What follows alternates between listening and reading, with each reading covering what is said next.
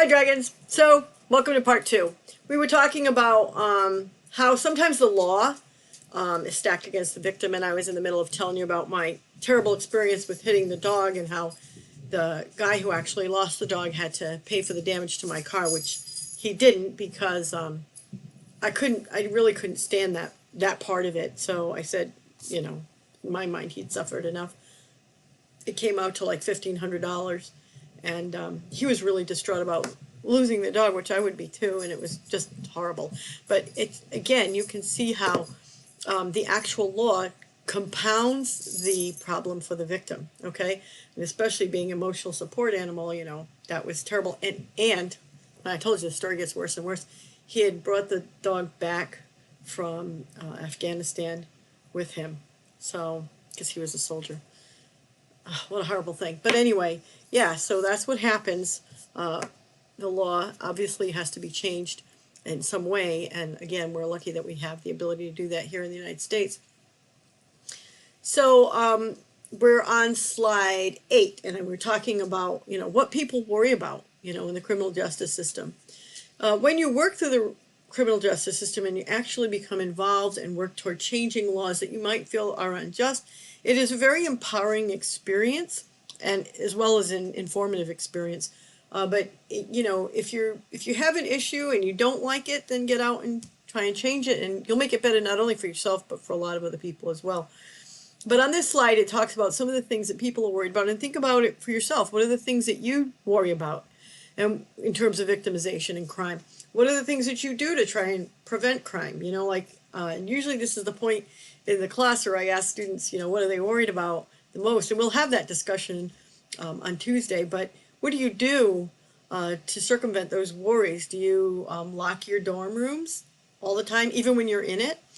Do you lock your stuff, like if you have a bike on campus? Do you, if you live in an apartment, do you have, you know, like a burglar alarms or things like that? I mean, what is it that you do? Do you have a dog? Do you carry pepper spray? Do you carry a weapon? What is it that you do? So some of the stats on this slide are really interesting because people are worried about things, and it shows the percentage of people who are actually worried about things. High school kids are worried. There might be differences between like high school kids and college kids and then adults, what they're really worried about. Some people avoid walking in certain areas or go certain places because they're worried. Some people have dogs, you know, like, and then is the dog going to protect you? Did you give it training or something like that? You know, I think my little beagle would protect me, but the Siberian would be like, oh, a friend, you know, so I don't think it would be interesting because the Siberian, people are afraid of it because it looks like a wolf, but that's like a common misconception because, you know, Siberian Huskies are like sled dogs, and they're bred to be, you know, get along with each other because you can't have dogs fighting on a dog sled team, right? But the beagle is very territorial, so, and she looks like, you know, nobody's afraid of a beagle.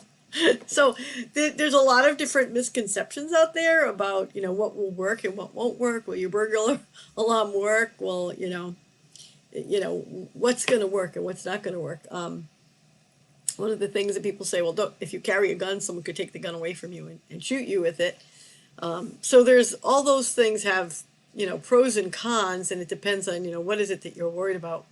So the fear of crime is sometimes, you know, more of a preoccupation than the actual crime itself, and it can be a side effect of being victimized because then you're continuously worried and afraid and fearful about crime because, you know, you were victimized, you know, and you did go through this process. And so the general public has the reputation of being, you know, the walking wounded because they're all afraid of crime because of things that have happened to them. I'm going to put this on pause for a second, close the door.